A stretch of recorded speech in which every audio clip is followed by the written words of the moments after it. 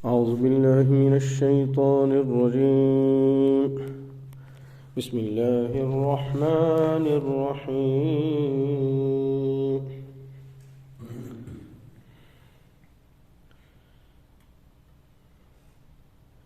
إنما المؤمنون إخوة فأصلحوا بين أخويكم واتقوا الله لعلكم ترحمون. صدق اللہ العظیم. حضرت ابو ہریرہ رضی اللہ تعالیٰ عنہ سے روایت ہے کہ سرکار دو عالم صلی اللہ علیہ وسلم نے فرمایا کہ سب سے پہلے میں جنت کا دروازہ کھولوں گا. مجمع الزوائد میں یہ روایت موجود ہے کہ آپ صلی اللہ علیہ وسلم نے فرمایا کہ قیامت کے دن سب سے پہلے جنت کا دروازہ کون کھولے گا؟ حضور اکرم صلی اللہ علیہ وسلم. ہاں مگر مجھ سے پہلے ایک عورت پہل کر لے گی. میں پوچھوں گا کہ تم کون ہو؟ تو عورت جواب دے گی کہ میں ایک یتیم اپنے بچے کی پرورش کے لیے گھر میں بیٹھی رہی اور میں نے نکاح نہیں کیا اور اس بچے کی پرورش کے پیچھے ہی میں صبر کرتی رہی. اس لیے آپ علیہ الصلوۃ والسلام نے پوچھا کہ بھئی کون ہو؟ تو حضور صلی اللہ علیہ وسلم کو یہ جواب دیا گیا. معلوم یہ ہوا کہ باپ کے مر جانے یا طلاق دینے کی وجہ سے اگر وہ بچے کی پرورش میں لگ جائے عورت اور دوسری شادی نہ کرے تو یہ بڑی خوبی اور ثواب کی بات ہے. ہاں البتہ بچوں کے بڑے ہونے کے بعد شادی کر لی جائے کہ عورتوں کا بلا شادی کے رہنا اس زمانے میں بڑے فتنے کا باعث ہے. نیز اس وجہ سے بھی دوسری شادی کو عیب اور برا سمجھنا جو سنت اور مشروع ہے درست نہیں. برائیوں کا علاج سنت کو زندہ کرنا ہے. برائیوں کا علاج کیا ہے؟ سنت کو زندہ کرنا ہے. اور حضرت عبداللہ ابن عباس رضی اللہ تعالیٰ عنہ کی ایک روایت میں ہے کہ آپ صلی اللہ علیہ وسلم نے فرمایا جس نے مسلمانوں کے کسی یتیم کی خبرگیری، اس کے کھانے پینے کپڑے وغیرہ کا انتظام کیا یہاں تک کہ وہ خود کفیل ہو گیا تو اللہ پاک نے اس کے لیے جنت واجب کر دی ہے. ہاں مگر یہ کہ وہ کوئی ایسا عمل کرے جو معاف نہ کیا گیا ہو تو اس کی گرفت سے جنت سے محروم ہو سکتا ہے. کیا مطلب یہ ہے کہ کوئی ایسا گناہ نہ کرے شرک والا، اس طرح جو جہنم میں لے جانے والے گناہ ہیں، اور اس میں گناہ اس میں سب سے بڑا شرک ہے. تو شرک کا گناہ نہ کرے. اس کے علاوہ اگر کوئی گناہ ہو تو اللہ تعالیٰ معاف فرما دیتا ہے. اور مالک ابن عمر رضی اللہ تعالیٰ عنہ سے روایت ہے کہ آپ صلی اللہ علیہ وسلم نے فرمایا جو بچہ ماں باپ دونوں سے یتیم ہو گیا ہو اور کسی نے اس کی پرورش اور نگہبانی کی یہاں تک کہ وہ بچہ خود کفیل ہو گیا تو اس آدمی کے لیے یقینی طور پر جنت واجب ہوگی. یہ کتنی بڑی سعادت مندی کی بات ہے. آج کل اللہ معاف فرمائے مسلمانوں کے بچوں کو پالنا، ان کی پرورش کرنا، ان کی دیکھ بھال کرنا معیوب لوگ سمجھتے ہیں، حالانکہ اپنے مسلمان بھائی ہیں. ہاں یہ دیکھو مسلمان اپنے مسلمان بھائیوں کے بچوں کو نہیں لیتے تو غیر لے رہے ہیں. ہاں اس سے دنیاوی فائدہ بھی انہیں ملتا ہے. ہاں اور اس مسلمان بھائی کے بچوں کا ایمان چلا جاتا ہے. ہاں غیروں کے یہاں پرورش پاتے ہیں تو وہ اسی طرح پھر غیروں کی طرح ہو جاتے ہیں. آج تو غیروں کی کیا صحیح اگر بچوں کی تربیت نہ کی جائے تو اپنے ہی پرانے ہو جاتے ہیں. ہاں اپنے بچے بھی دین پر نہیں رہتے ہیں. تو اس لیے بہت ضروری ہے کہ بھئی اس طرح کے ریفیوجی جو بچے ہوتے ہیں ان بچوں کو لیا جائے. ہاں مسلمان ان بچوں کو لے اور جس کے اندر صلاحیت ہو، جن گھروں کے اندر جو غصے کو برداشت کر سکتے ہو، جو ان سب چیزوں کو رکھ سکتے ہو، انہیں چاہیے کہ وہ اور مسلمان بچوں کو بھی لے تاکہ اس سے جس کو فورسٹ پتہ نہیں کیا کہتے ہیں، تو یہ اس طرح کے بچے فرمایا اس کو لینے سے دو فائدے ہو جائیں گے. ایک تو اپنے مسلمان بچوں کے ایمان کی حفاظت ہو جائے گی اور دوسرا دنیاوی فائدہ بھی ہوگا.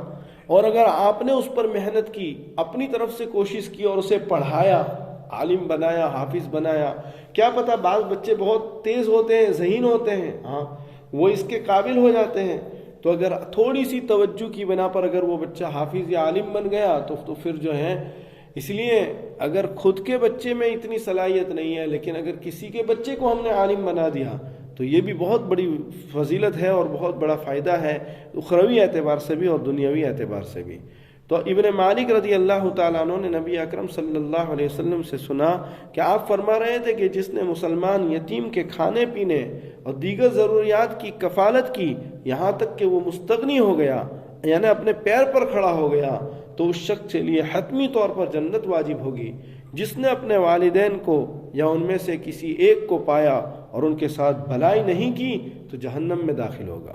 والدین کے ساتھ بھلائی نہ کرنے والا تو جہنم میں جائے گا، اور جس مسلمان نے کسی مسلمان غلام کو آزاد کیا تو جہنم سے چھٹکارا پائے گا۔ ایک مسلمان دوسرے مسلمان غلام کو آزاد کرتا ہے تو اس پر جو ہے جنت کی فضیلت ہے۔ تو اگر کسی کے بچے کو پالنا پوسنا، اس کو اللہ کے لیے اس کی پرورش کرنا، تو یہ بہت زیادہ باعث برکت ہے۔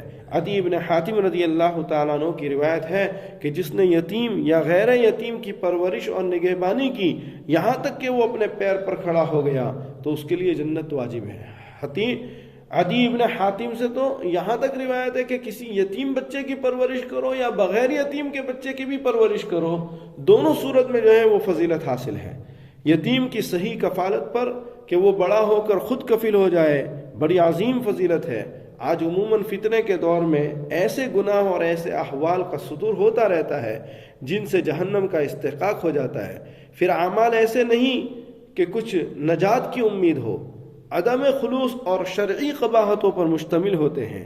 اس لیے دیگر اعمال صالحہ، فرائض، واجبات پر عمل کرتے ہوئے کسی یتیم کی پوری کفالت خواہ اپنے گھر میں رکھ کر یا کسی طرح کرے تو شاید جنت کی امید جو ہے حتمی طور پر ہو سکے۔ حصول جنت کے لیے یہ کیا ہی سہل اور آسان نسخہ ہے۔ ہاں معلوم یہ ہوا کہ اگر کوئی بندہ اس طرح یتیموں کی کفالت کرتا ہے تو یہ بہت بڑی فضیلت کا باعث ہے۔ اسی طرح امام بخاری رحمۃ اللہ علیہ نے صحیح بخاری میں یہ روایت نقل کی ہے کہ جب حضور اکرم صلی اللہ علیہ وسلم وحی کے نزول کے بعد واپس تشریف لائے تو خوف زدہ تھے۔ آپ علیہ الصلوۃ والسلام خوف زدہ تھے۔ حضرت خدیجہ الکبریٰ رضی اللہ تعالیٰ عنہ کے پاس تشریف لائے اور فرمایا کہ مجھے کمبل اڑا دو۔ پھر خدیجہ رضی اللہ تعالیٰ عنہ کو آپ نے واقعہ بتایا اور کہا کہ مجھے ڈر محسوس ہو رہا ہے، یعنی اجنبی نے جو میرے ساتھ ایسا واقعہ کیا اس واقعے سے میرا دل خوف زدہ ہو رہا ہے۔ اس پر حضرت خدیجہ الکبریٰ رضی اللہ تعالیٰ عنہ نے فرمایا ہرگز آپ کو کوئی پریشانی نہ ہوگی، اللہ پاک آپ کو ہرگز رسوا نہ کرے گا۔ آپ تو رشتہ داروں کے ساتھ حسن سلوک کرتے ہیں، کمزوروں کی مدد کرتے ہیں، غریبوں پر خرچ کرتے ہیں، مہمانوں کا اکرام کرتے ہیں، حق ضرورتوں میں خرچ کرتے ہیں۔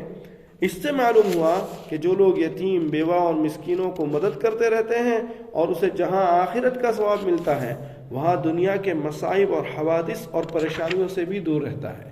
چنانچہ حدیث میں ہے الصدقۃ تدفع البلایا، صدقہ بلاؤں کو دفع کرتا ہے، صدقہ بلاؤں کو دفع کرتا ہے۔ ایسا انسان خدا کے غضب سے بھی جو دنیا اور آخرت کی ہلاکت کا باعث ہے محفوظ رہتا ہے۔ جیسا کہ ایک اور حدیث پاک میں صدقہ اور خیرات خدا کے غضب کی آگ کو بجھاتا ہے۔ اگر آدمی صدقہ کرتا رہے تو اللہ کے غصے سے جو ہے محفوظ رہتا ہے۔ علامہ سیوطی رحمۃ اللہ علیہ جامع صغیر میں ہیں، فرماتے ہیں کہ صدقہ 70 بلاؤں سے جو ہے بچاتا ہے۔ معلوم یہ ہوا کہ بھئی روزانہ طور پر آدمی کو صدقہ کرنا چاہیے، کم سے کم جذام اور برس کی بیماریوں سے تو ضرور بچاتا ہے۔ جذام اور برس، جذام وہ بیماری ہے جس کے اندر انسان کے اعضاء گر جاتے ہیں خود بخود۔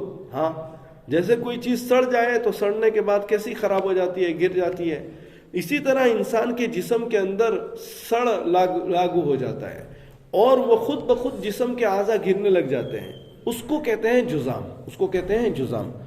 برس جس میں سفید داغ انسان کے اوپر چہرے پہ آ جائے، بدن پہ آ جائے، سفید داغ، سفید داغ جو آ جائے اس کو کہتے ہیں برس۔ تو جو بندہ پابندی کے ساتھ صدقہ کرتا ہے، پابندی کے ساتھ صدقہ کرتا ہے، اس صدقہ کرنے کی وجہ سے اللہ رب العزت اسے ان دو بڑی بڑی بیماریوں سے حفاظت فرماتا ہے، ایک جذام اور ایک برس۔ جذام کہتے ہیں جسم کا حصے کا جو ہے سڑ جائے، گل جائے اور خود بخود گرنا شروع ہو جائے، ہاں یہ جذام کی بیماری ہے، جس میں کیڑے پڑ جاتے ہیں، انسان کے اعضاء جو ہیں بالکل معطل ہو جاتے ہیں، بالکل جیسے کوئی چیز لوہے کو زنگ لگ جاتا ہے اور لوہا زنگ کی وجہ سے کیسا بالکل خراب ہو جاتا ہے، ہاتھ سے موڑو تو وہ ٹوٹ جائے گا، خراب ہو جائے گا، اسی طرح انسان کے جسم میں بھی اس طرح بیماری ہو جاتی ہے۔ اس بیماری سے جو ہے فرمایا صدقے سے بچاؤ ہو جاتا ہے۔ دوسری برس، سفید داغ، کتنے جو ہے دیکھنے میں برا لگتا ہے، ہاں فرمایا ایسی بیماری سے بھی اللہ تعالیٰ حفاظت فرماتا ہے۔ تو جب ایسی بڑی بڑی بیماریوں سے صدقہ کرنے کی وجہ سے اللہ حفاظت فرماتا ہے، تو جو چھوٹی بیماریاں ہیں اللہ تعالیٰ اس کو ایسے ہی دور فرما دیتا ہے، ایسے ہی دور فرما دیتا ہے۔ جو بڑی بیماری ہے جذام، اس سے تو انسان کا جسم ہی خراب ہو جاتا ہے، ہاں یعنی حقیقی طور پر جسم گیا۔ اور برس کے اندر ظاہری طور پر انسان کی خوبصورتی اڑ جاتی ہے۔ برس کے اندر کیا ہوتا ہے؟ ظاہری طور پر انسان کی خوبصورتی اڑ جاتی ہے، ہاں لوگ پسند نہیں کرتے ہیں، ہاں تو معلوم یہ ہوا کہ جسم کی حفاظت کا تعلق صدقے کے ساتھ ہے، صدقے کے ساتھ ہے۔ اگر کوئی بندہ صدقہ کرتا ہے تو اللہ رب العزت اس کے جسم کے اندر خوبصورتی کو ظاہر کرنے سے بھی اس کی حفاظت فرماتا ہے، اور جسم کے حقیقی اعضاء کو معطل ہونے سے بھی اس کی حفاظت ہو جاتی ہے۔ اسی لیے فرماتے ہیں کہ اگر کوئی بندہ یہ چاہے کہ اس کے جسم کے تمام اعضاء صحیح طور پر فنکشن کرتے رہے، ہاں موت تک، تو اسے چاہیے کہ وہ روزانے کی بیس پر صدقہ کرے۔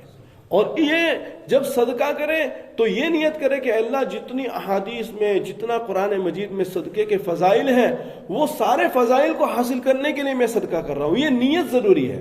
بعض دفعہ آدمی صدقہ کر دیتا ہے، ہاں بعض دفعہ آدمی کچھ بھی دے بھی دیتا ہے کسی کو، لیکن نیت نہیں ہوتی ہے۔ تو بھئی یہ نیت رکھنا ضروری ہے، کیونکہ نیت کے اعتبار سے ثواب جو ہے اور جو ہے ساری چیزیں مرتب ہوتی ہے۔ تو نیت کیا کرنی ہے ہمیں صدقہ کرتے وقت؟ اے اللہ جتنے فضائل آپ نے قرآن مجید میں ذکر فرمائے، جتنے فضائل جناب رسول اللہ صلی اللہ علیہ وسلم نے حدیث میں ذکر فرمائے، وہ سب فضیلتوں کا میں محتاج ہوں، اور اس کو حاصل کرنے کے لیے اللہ میں صدقہ کر رہا ہوں۔